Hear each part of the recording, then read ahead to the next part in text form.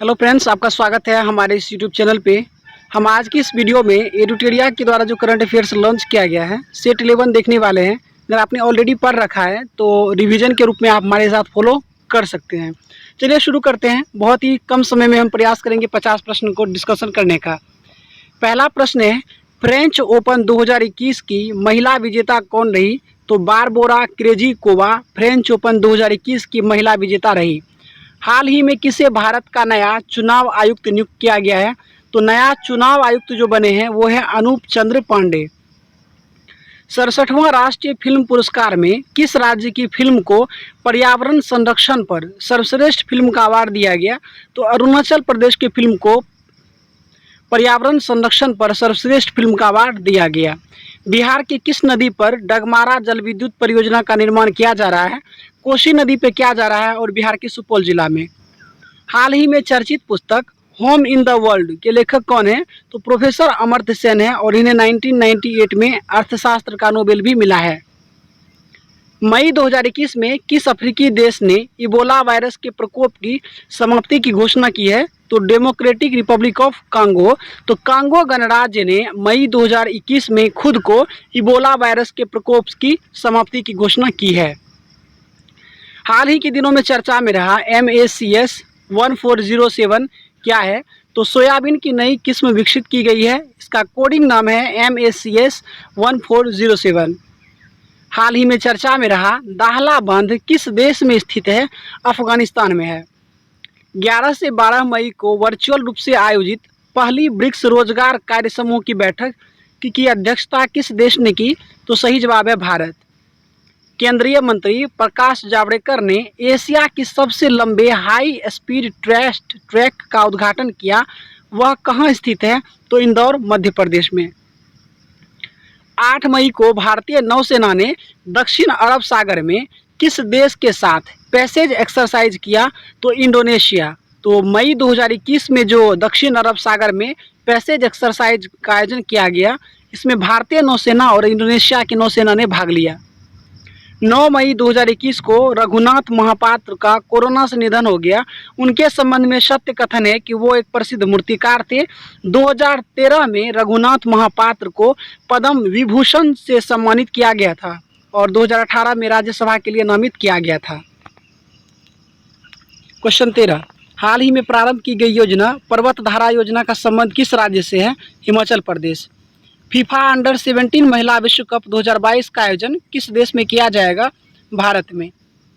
UNESCO द्वारा विश्व धरोहर स्थलों की सूची में शामिल भारतीय स्थल भेड़ा घाट लमेत घाट का संबंध किस राज्य में है? तो मध्य प्रदेश में। हाल ही में यूनेस्को के द्वारा भारत की 6 स्थलों को यूनेस्को की विरासत सूची में अस्थायी रूप से शामिल किया है। इस तरह टोटल 48 स्थल हो गए हैं भारत के जो कि यूनेस्को साइट में रिजर्व हैं। बाल अधिकार संरक्षण आयोग द्वारा बच्चों को मानसिक तनाव से दूर रखने के लिए किस पहल की शुरुआत की गई है? तो संवेदना। 22 मई को जैव विविधता दिवस मनाया गया। इस वर्ष इसका थीम था we are the part of solution. हाल ही में अंटार्कटिका महाद्वीप से अलग हुए दुनिया के सबसे बड़े हिमखंड को क्या नाम दिया गया है? तो A76 एक हिमखंड है जो अंटार्कटिका महाद्वीप से अलग हुआ है। भारतीय मूल की किस महिला को अमेरिकी राष्ट्रपति जो बाइडेन ने व्हाइट हाउस का वरिष्ठ सलाहकार नियुक्त किया है? तो नीरा टंडन भारतीय मूल की महिला है जिन्हें अमेरिकी राष्ट्रपति जो बाइडेन ने व्हाइट हाउस का वरिष्ठ सलाहकार नियुक्त किया है। हाल ही में किस प्रसिद्ध बास्केटबॉल खिलाड़ी को बास्केटबॉल हॉल ऑफ फेम में शामिल किया गया? तो कोब ब्रायंट को शामिल किया गया और पिछले वर्ष 2020 में इनका निधन हो गया। तो मरणोपरांत इन्हें बास्केटबॉल हॉल ऑफ फेम में शामिल किया गया है। नासा ने 2023 तक चंद्रमा पर पहला मोबाइल रोबोट भेजने की घोषणा की है। इस रोबोट के रोवर का क्या नाम होगा? तो वाइपर है। तो नासा ने 2023 तक चंद्रमा पर पहला मोबाइल रोबोट भेजने की घोषणा की है। इस रोबोट के जो रोवर का नाम होगा वो होगा वाइपर। आर्टिफिशियल इंटेलिजेंस आधारित सुपेश पोर्टल किसके द्वारा लॉन्च किया गया? तो सर्वोच्च न्यायालय ने सुपेश पोर्टल लॉन्च किया है। हरे कृष्ण मेहताब द्वारा लिखित पुस्तक ओडिशा इतिहास का विमोचन किसने किया? तो नरेंद्र मोदी ने किया ओडिशा इतिहास का विमोचन और इसके लेखक कौन है? Hare Krushna Mahtab. Global gender gap index 2021 के बारे में कौन सा कथन सही नहीं है? तो सही है क्या? विश्व आर्थिक मंच के द्वारा जारी किया जाता है, बिल्कुल सही है। प्रथम स्थान स्विट्जरलैंड को प्राप्त है, तो ये गलत है। भारत को 140वां स्थान प्राप्त है, ये भी सही है। और 2020 में भारत का स्थान 108वां था, तो ये गलत है। तो इस प्रकार 2 और 3 सही है, शेष सभी गलत है। वित्तीय संस्थान के लिए जलवायु परिवर्तन कानून बनाने वाला दुनिया का पहला देश कौन बना है? न्यूजीलैंड। केंद्रीय मंत्री द्वारा सार्थक योजना की शुरुआत की गई है, तो उस मंत्री का नाम क्या है? रमेश पोखरियाल निशंक। तो किस केंद्रीय मंत्री के द्वारा सार्थक योजना की शुरुआत की गई? रमेश पोखरियाल निशंक के द्वारा। हाल ही में गुजरात के किस व्यक्ति ने सत्याग्रह अगेंस्ट पॉल्यूशन आंदोलन की शुरुआत की? बिरल देसाई। बिरल देसाई ने गुजरात में सत्याग्रह अगेंस्ट पॉल्यूशन की शुरुआत की है। नेल्सन मंडेला विश्व मानवतावादी पुरस्कार 2021 किसे दिया गया? तो रोमाना सिंह सहगल को। नेल्सन मंडेला विश्व मानवतावादी पुरस्कार 2021 दिया गया रोमाना सिंह सहगल को। प्रत्येक वर्ष मलेरिया दिवस कब मनाया जाता है? तो 25 अप्रैल को प्रत्येक वर्ष मलेरिया दिवस मनाया जाता है। हाल ही में खगोलविदों के द्वारा ब्रह्मांड में खोजे गए सबसे छोटे ब्लैक होल का क्या नाम दिया गया है? तो यूनिकॉर्न। हाल ही में खगोलविदों द्वारा ब्रह्मांड में खोजे गए सबसे छोटे ब्लैक होल को क्या नाम रखा गया है? तो यूनिकॉर्न का नाम दिया गया। भारत में टीका उत्सव 2021 का आयोजन कब से कब तक किया गया? 11 अप्रैल से 14 अप्रैल। विनोबा भावे प्लस अंबेडकर की जयंती तक रखा गया था इस बार। हाल ही में किस राज्य में पीएम मोदी द्वारा देश के 7500वें जन औषधि केंद्र का उद्घाटन किया? तो ये मेघालय में किया गया। हाल ही में किस राज्य या केंद्र शासित प्रदेश के द्वारा रेडियो कार्यक्रम आवाम की बात की शुरुआत की गई? तो जम्मू कश्मीर में रेडियो कार्यक्रम आवाम की बात शुरुआत की गई। हाल ही में किस राज्य के आदिवासी समुदाय के द्वारा सिग्मो उत्सव का आयोजन किया गया? तो गोवा। हाल ही में IBSA के महिला फोरम की बैठक वर्चुअल आयोजित की गई, इसकी अध्यक्षता किस देश ने की? भारत ने। हाल ही में IBSA के महिला फोरम की बैठक वर्चुअली आयोजित की गई, इसकी अध्यक्षता की भारत ने। केंद्रीय मंत्री नरेंद्र सिंह तोमर ने सरस आजीविका मेला 2021 का उद्घाटन किया ग्रेटर नोएडा में। तो सरस आजीविका मेला 2021 का आयोजन कहाँ किया गया? ग्रेटर नोएडा में। और इसके उद्घाटनकर्ता कौन रहे? केंद्रीय मंत्री नरेंद्र सिंह तोमर।